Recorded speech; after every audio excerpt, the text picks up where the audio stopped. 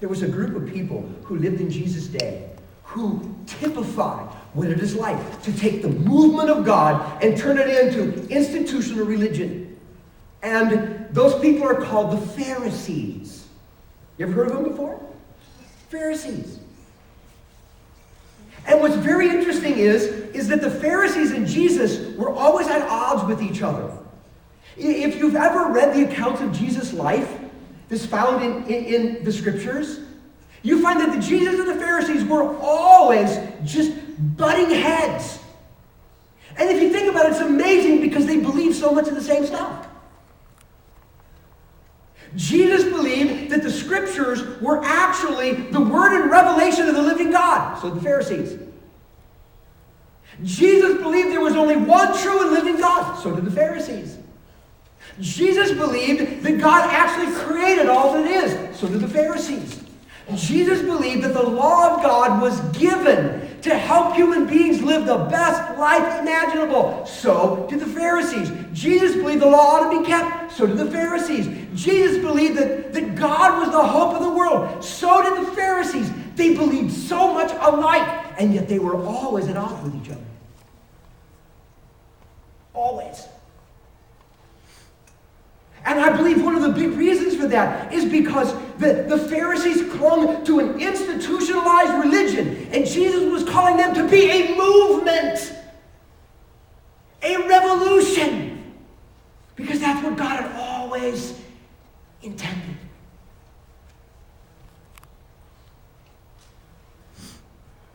I believe that today Jesus is at odds with some people who call themselves Christian, and with some churches that call themselves Christian churches for the very same reason. Because too many have embraced an institutional religion called Christianity rather than the movement of Jesus. And those two parties will always be at odds. And I think it's fair to say that today the movement of the Pharisees is alive and well, and those who embrace institutional religion are in many ways just the Pharisees of our day. And you know what my problem is? That's what I easily become if I'm not very careful. And that's what any church can easily become if we're not careful. Now, I have never known a modern-day Pharisee to admit that he or she is a Pharisee. Hey, you're a Pharisee. You're right, I am. That's me. No, because we know the Pharisees are the bad guys, right? And the one thing we know for sure about us is we're the good guys. So if the Pharisees are the bad guys, we can't be them. We just can't be. So if we read the Bible, we go, Pharisees, oh, let them have it, Jesus. And yet, we can deny being a Pharisee while the evidence of Phariseeism is written all over our lives, our actions, and our practice of spirituality.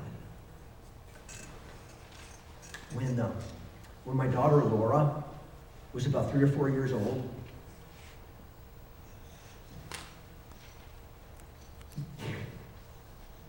we suddenly realized one Saturday afternoon that we didn't hear her playing in the house. And Laura's one of those children, as long as you hear them, you know everything is okay, but if things are silent, there's probably a problem. And so we walked into the bathroom, and there was Laura.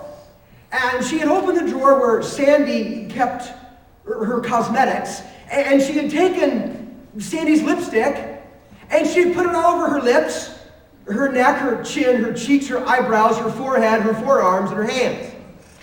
I mean, it was everywhere. And I remember walking into that bathroom, and I saw her there, and I folded my arms, and I said, Laura Elizabeth, what have you done? And she looked at me like, nothing. And so I said, Laura, did you get into your mother's lipstick? And Laura looked right up at me and said, no. And I'm like, I almost started laughing. I mean, look at this girl. She's painted up like a clown. The lipstick is laying on the counter. I ask her again, Lord, you tell me the truth. Did you get in your mother's lipstick? No. This time she's defiant. And so I just took her and I turned her 90 degrees so she could face the mirror. And I said, Laura, look at yourself in the mirror. Did you get into your mother's lipstick? And she paused. And you could see her little mind working and working and working. And she turned over to me and said, no. And now she knew she was caught. You know, I can be like Laura. And maybe so can you. And we can have the evidences of modern day Phariseeism all over us. We can actually have institutionalized our practice of Christianity, turn it into a religion, and those signs are all over us, and yet we deny. And this morning I want to take a little bit of time and I want to hold a mirror up to us all. And I want us to take a good look in the mirror and just ask ourselves a question. Could it possibly be that maybe even inadvertently, maybe accidentally, maybe out of habit, have I defected from the Jesus movement and now I'm just an institutional Christian? I've traded a revolution for a religion. Because you know, acknowledging that is the first step to radical experiences with God, an incredible inner transformation that turns ourselves and our lives into everything we ever dreamed it could be. I've been a pastor for 2 years. And I had this slowly dawning epiphany that happened to me. As I read the Gospels, I began to realize that I had more in common in the way I practiced my faith with the Pharisees than I had with Jesus. And I began to see the lipstick on my face. And I had to humble myself, and I had to admit it, and I had to start changing. And that has led me on a journey of incredible joy and experiencing the living God who is and who loves me. When we look at the Pharisees, we can discern what they turned the movement of God into, and we can contrast that with what the Jesus movement was all about. And we are not going to exhaust the subject. We're not even going to get close.